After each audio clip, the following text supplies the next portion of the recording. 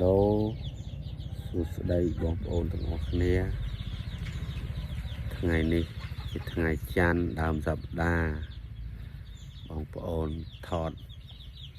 វីដេអូនឹងបង្ហោះបានផ្លែផ្កាយ៉ាងណាហើយអ្នកដែលធ្វើវីដេអូថ្មីចាស់ហ្នឹងមានបទពិសោធន៍ខ្ពស់អីជួយប្រាប់ណែនាំប្រាប់ផងព្រោះខ្ញុំវាជ័យ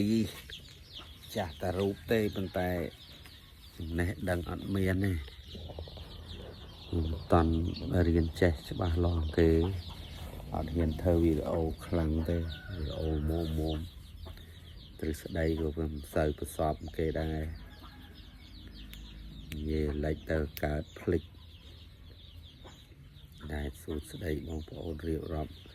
នឹកឃើញក្នុងចិត្តដល់ពេលដាក់កាមេរ៉ាមកចាញ់ច្រាបនិយាយអត់ចេញដឹងថាពាក្យនឹងទៅណាអស់រឿងជួយ like ជួយ share ជួយ comment ហ្នឹង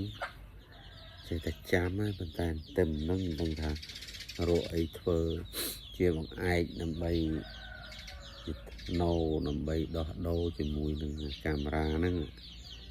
ធ្វើវាហ្នឹងចលនាវាទៅវាមិនធ្វើវាមិនខ្លះតាមបំរាមក្រុមហ៊ុនគេមិនថាទេឲ្យតែធ្វើវីដេអូចេះគេអត់ប្រកាន់គេអត់ចាប់ទេប៉ុន្តែយើងទៅផ្្លត់លេងដូច TikTok អីស្រេចបាត់ហើយ TikTok ចង់10ឆ្នាំហើយមិនបាន100ខ្មែរតែបទចម្រៀងនឹងគេពេញចិត្តអត់ចេះតែឡើងចេះតែស្អីទៅស្អីគេហៅឡើងអាស្អីគេពេញចិត្តតាមដានអ្នកមើលអ្នកអីបានប្រមាណឃើញឡើងដល់ហ្នឹងប៉ុន្តែលុយមិនឃើញបានយ៉ាងងាកមករកអា Facebook នេះម្ដងមើលនិយាយពី Facebook page ខូចបន្តិចដងឯងខ្ញុំសិតតែជួលគេបរៀនទៅធ្វើទៅច្រឡំដាក់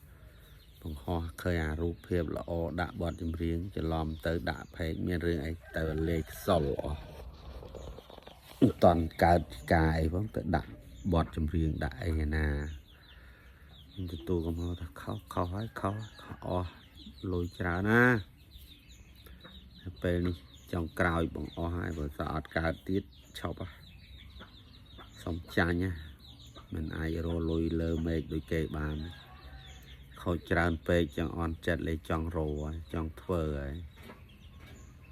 វាមិនដែលបានជោគជ័យគេឃើញតែអស់លុយហើយធ្វើទៅអត់ជោគជ័យទៀតអញ្ចឹងបានទៅតូចចិត្តចង់ឈប់បន្តិចអីបន្តិច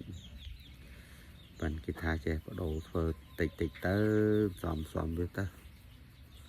ចឹងរ៉ែបន្តិចទៅពេកវាអត់តាន់ខូចធ្វើលេងគេទៅប៉ិនគ្រប់គោលការណ៍គេយើងធ្វើតាមការណែនាំរបស់គេទៅលេងអីហើយ